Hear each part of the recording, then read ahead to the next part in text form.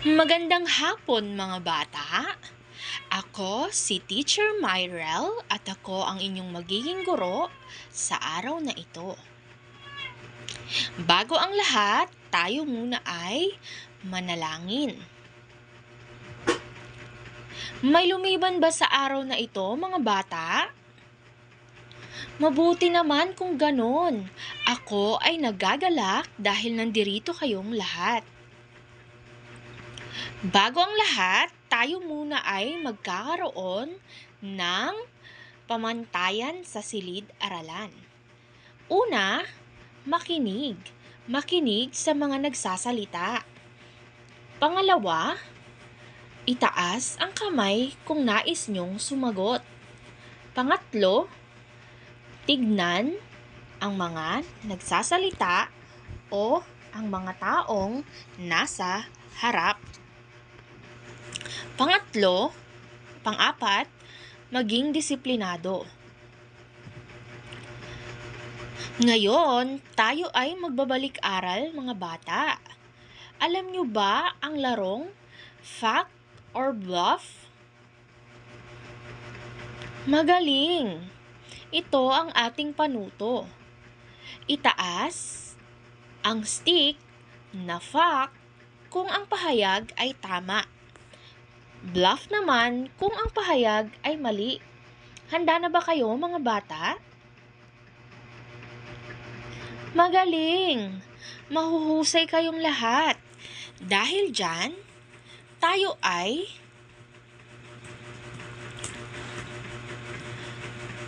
pupunta na sa ating layunin. Sa araling ito, ang mag-aaral ay inaasahang una, natutukoy ang iba't ibang sagisag ng Pilipinas sa pamamagitan ng mga larawan at talakayan. Pakiulit nga mga bata. Pangalawa, na ipapakita ang pagmamalaki, paggalang at pagpapahalaga sa pambansang sagisag sa pamamagitan ng aktibong pakikilahok sa talakayan. At ang panghuli, nakagagawa ng simpleng poster, slogan o maikling roleplay upang maipakita ang paggalang sa pambansang sagisag ng Pilipinas. Ngayon naman mga bata, gusto nyo bang maglaro? Magaling! Alam nyo na ba ang larong 4 Picks, 1 Word? Nakapaglaro na ba kayo dito? Opo! Magaling! Napakahusay nyo sa ating laro na 4 Picks, 1 Word. Dahil dyan, meron na ba kayong ideya kung ano ang ating pag-aaralan sa araw na ito? Magaling! Ang ating pag-aaralan ay ang ating pambansang sagisag ng Pilipinas. Pakibasa nga ng sabay-sabay mga bata. Ang una ay ang watawat ng Pilipinas. Ito ang pangunahing simbolo ng ating bansa. Sinisimbolo nito ang kasarinlan at kapangyarihan ng pamahalaan ng Pilipinas. Ano ang napapansin nyo sa larawan?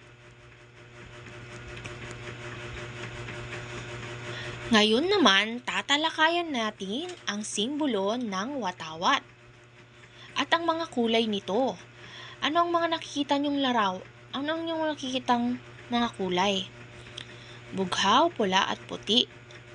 Ang bughaw ay nare-representa nito ang kapayapaan. Pula naman ay kagitingan. At ang puti ay ang kalinisan ng puri at dangal. Hugis tatsulok, sumisimbolo sa katipunan, ang unang pangkat ng mga Pilipinong nakipaglaban sa mga Espanyol para sa kalayaan. Yan. Ilan naman ang bituin na nakikita nyo sa larawan mga bata? At ilan naman ang araw? Ano kaya ang sinisimbolo nito? Meron ba kayong mga ideya? Tama, ang tatlong bituin ay kumakatawan sa Luzon, Visayas at Mindanao. Ito naman ang 8 sinag ng araw. Ano rin kaya ang nire-representa nito? Pakibasa nga mga bata. Sino ang nakikita nyo sa larawan? Siya ay si Emilio Aguinaldo. Siya ang nagdisenyo ng watawat ng Pilipinas. Tinahi ito sa Hong Kong nina Marcela Agoncillo, Lawrence Agoncillo, at Delfina Herbosa Natividad. Inalaglag sa unang pagkakataon ang watawat ng Pilipinas sa Kawit, Cavite nang idiniklara ang kalayaan ng Pilipinas noong Hunyo 12, 1898.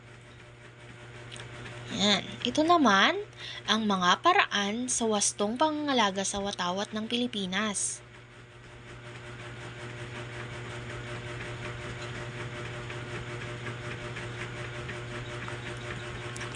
Ito naman ang lupang hinirang. Gusto nyo bang marinig?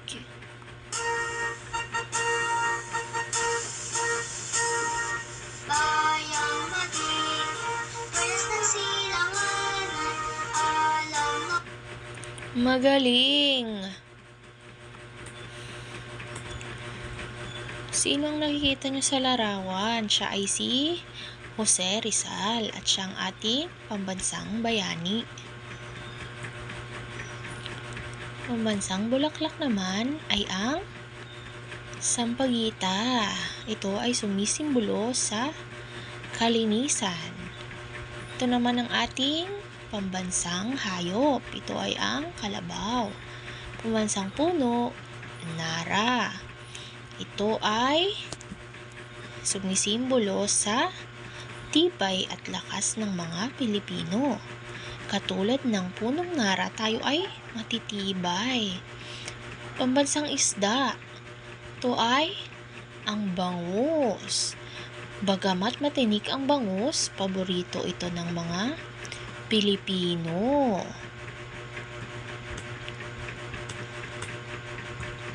Lechon. Yan. Ngayon naman, magkakaroon tayo ng group activity. Yan, ito ang ating maging pamantayan. Yan. Okay, tapos na. Thank you so much.